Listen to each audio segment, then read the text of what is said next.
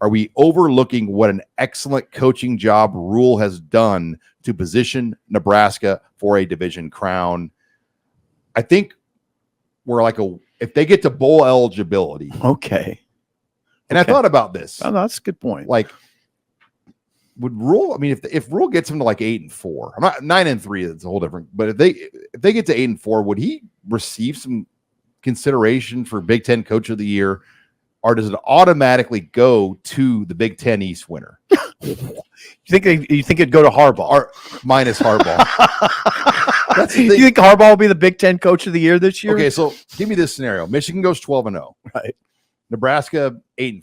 Let's not say 9-3. Just take Harbaugh out of it, please. But who gets Big Ten Coach of the Year? I don't know, but it's not Jim Harbaugh. Who gets it? I think that if Rhule got Nebraska to 8, then he would have to be votes. He would have to be under serious consideration.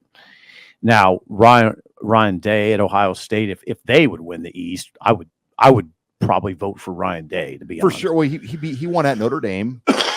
He's beat Penn State. Won at Wisconsin, and then he'd have a game against Michigan. Right. So Ryan Day, if they go undefeated, will get it. Right. But what if Ryan Day gets drilled by Harbaugh? Which I expect, by the way. So then who? I don't know. You'd have to wait for. I don't know when they cast that vote, by the way. I hope it's late, because you'd have to wait to almost see how the West. You'd have to wait to see how the West shakes out. You could make a case if Northwestern wins a couple more. Couldn't you make a case for Braun? Yeah, if Northwestern gets to 6 or 7 wins, right? Braun. You'd have to make a case for him, because going into the season, what was the narrative? Oh God, they might not win 2. And I think he has a shot at that job now. Yeah, listen, Sean. I hope Northwestern's very careful with that, because that just screams emotional decision. When there's guys sitting out there that have been head coaches at multiple schools, have success at multiple schools that probably they could get, and you hire a guy in his first time who caught a wave. I don't know. That strikes me as an emotional decision, but especially when you have Big Ten money. But back to Rhule. Yeah, I think Rhule. The thing that's nobody's talking about is it doesn't seem like we talk about the injuries much. Sean, I'm going to tell you something right now. If Ohio State lost its top 2 running backs, its top 4 receivers, and 3 offensive linemen, what would Ohio State be without Marvin Harrison? Yeah, and whatever the Egbu, whatever his name is. If you took that off of any team.